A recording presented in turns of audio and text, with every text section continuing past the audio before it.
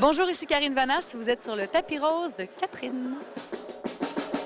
Cette semaine, je vous parle du film Polytechnique, film qui a déjà fait couler beaucoup d'encre jusqu'à présent, et ce, même avant la sortie en salle.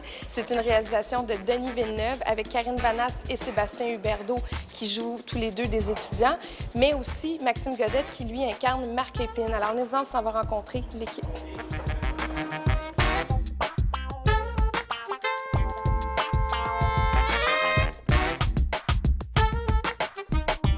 Les deux personnages principaux sont fictifs et Marc Lépine est à peine... En fait, je pense qu'il n'est pas nommé du tout pendant le film.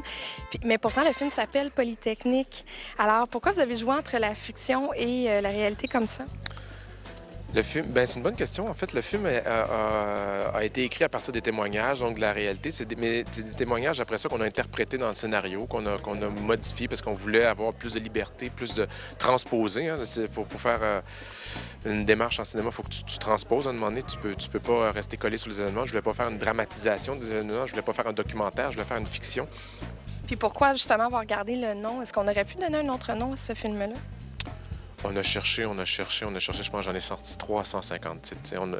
C'est parce qu'à tout point, que je l'appelle la neige, le film où à tout moment, il aurait fallu qu'il y ait un sous-titre le 6 décembre. Il y avait toujours une référence qui venait se coller, puis je trouvais que c'était une manière hypocrite de se défiler. On a décidé de l'appeler Polytechnique. Est-ce qu'il y a quelqu'un de la production qui a eu des discussions avec Monique Lépine, qui est la mère de Marc Lépine, pour faire le film? En fait, nous, quand on l'a abordé, pas au départ, ça a été en fait l'année dernière, donc au courant de la deuxième année de travail sur le film, qu'on l'a approché, puis Mme Lépine commençait à ce moment-là à travailler sur son propre livre à elle. Donc, évidemment, mais en fait, la rencontre n'a pas eu lieu à ce moment-là. Je pense qu'on se sentait à l'aise, nous aussi, puis rassurés de sentir qu'on sortait le film de fiction après sa sortie de livre à elle. C'est comme si c'était, je pense, une des voix réelles qu'on avait besoin d'entendre, qu'on avait envie d'entendre avant qu'on soit capable peut-être plus de recevoir une œuvre de fiction, mais basée sur les faits réels quand même. Il fallait une tension pratiquement constante pour faire le film que Denis voulait faire, pour faire le film qu'on voulait faire, pour arriver à rendre cette espèce de, justement, de tension, puis je dirais pas de menace, mais il y avait quelque chose qu'il fallait toujours soutenir, même entre les prises, entre le monde. L'équipe technique était très silencieuse, très respectueuse. Il y avait comme une espèce de, comment je dirais-je, quelque chose de solennel sur le plateau. Vous avez d'ailleurs auditionné pour jouer aussi un étudiant. Oui, bien, tous les acteurs auditionnaient pour les deux, pour un étudiant et pour le tueur.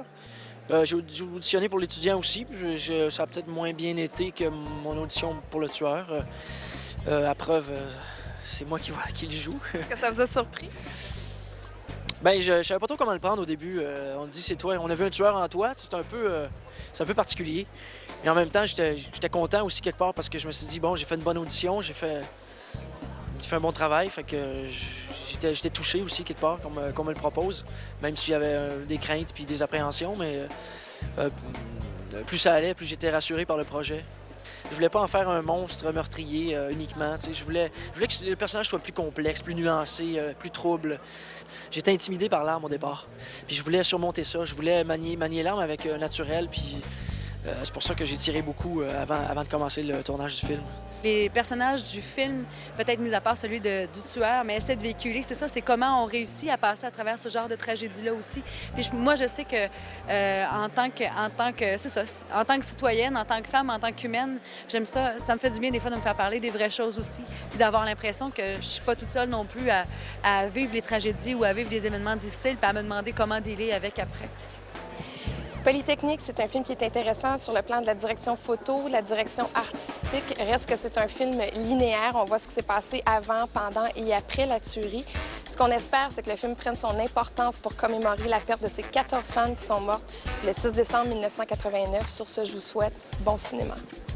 Il fallait un moment donné rire, puis un moment donné, après des journées de travail, moi j'arrivais chez nous, là, puis je les pluguais. Là, pour moi, c'est simple, c'est essentiel à quelque chose où c'est un travail, puis pour moi, j'embarque dans le truc à fond, mais quand le travail est fini, pour moi, il est fini.